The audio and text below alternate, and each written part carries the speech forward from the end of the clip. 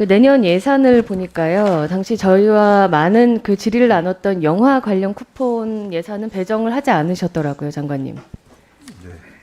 맞지요? 가만히 있어라. 영화 쿠폰 관련해서는 배정을 안 하셨더라고요. 영화관 안 돼 있는가?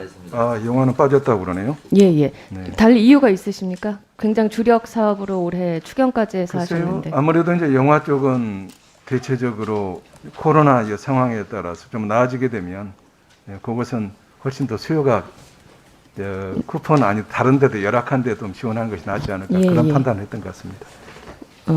그 코로나 상황 때문에 밀접한 그런 상황 때문에 좀 일단 다른 데로 배분을 하시겠다라고 말씀을 주셨는데요.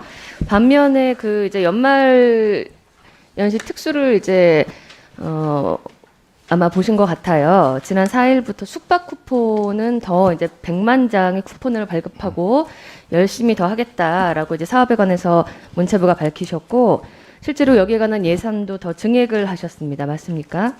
네, 그렇습니다. 예.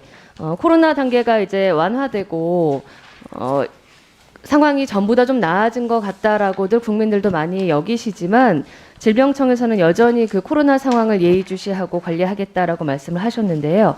100만 장의 쿠폰이 모두 소비되면 우리 4인 가구 기준으로 약 400만 명의 인구 유동이 국내에서 이루어지는 거죠.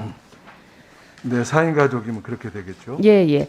네, 본 의원도 이 관련해서 문체부의 그 보도자료로 나온 기사들을 많이 검토를 했는데 보니까 이제 그 댓글에 국민들께서 이거 이러다가 코로나가 오히려 또 문제가 더 심각해지는 거 아니냐라는 댓글들을 오히려 국민들이 많이 다셨더라고요. 혹시 검토하셨습니까? 네, 저희들은 뭐 늘 방역 최우선으로 이렇게 해서 겸허하게 늘 이제 방역과 경제 그 관계에서 네, 예, 방역 균형을 잡기 TF도 운영하고 노력하고 있다고 있습니다. 하셨죠. 늘 유념하고 있습니다. 예, 그래서 지난 그 휴가철과 또 2.5단계로 격상돼가지고 굉장히 국민들이 한 차례 이제 어려움을 겪으셨기 때문에 아마도 트라우마로 똑같은 그런 상황이 반복되지 않기를 바라실 것 같아요.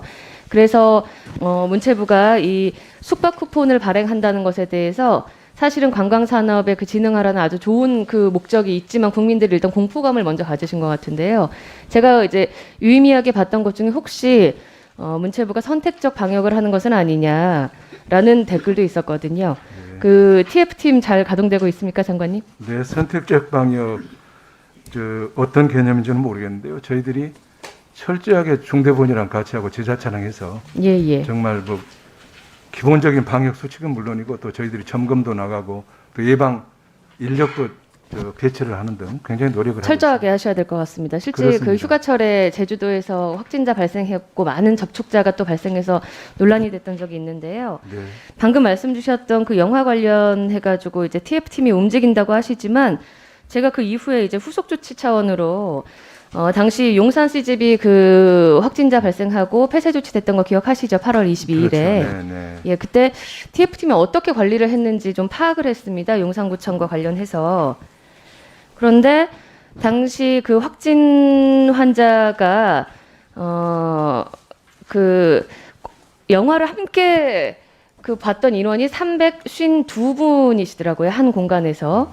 그리고 이분들이 이제 팝콘까지 먹으면서 팝콘을 드셨다라는 것은 마스크도 벗고 이제 영화를 2시간 넘게 관람을 하셨는데 여기에 대해서 이제 문체부가 혹시 확인을 하고 후속 조치를 하셨을까 한번 검토를 해봤습니다. 그랬더니 352분 중에서 단 9분만 검사를 받으셨어요. 여기 검토하셨습니까, 이 점?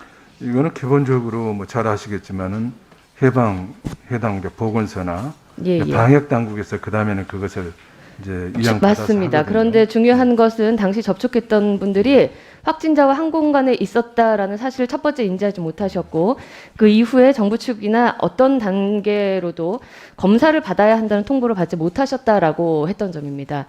물론 내년 이제 영화 쿠폰 그 발행을 안 하시기 때문에 여기에 대해서 얼마나 이 위험한 상황이었는지 이제 더 인지를 잘 하고 계실 거라고 생각을 하고요.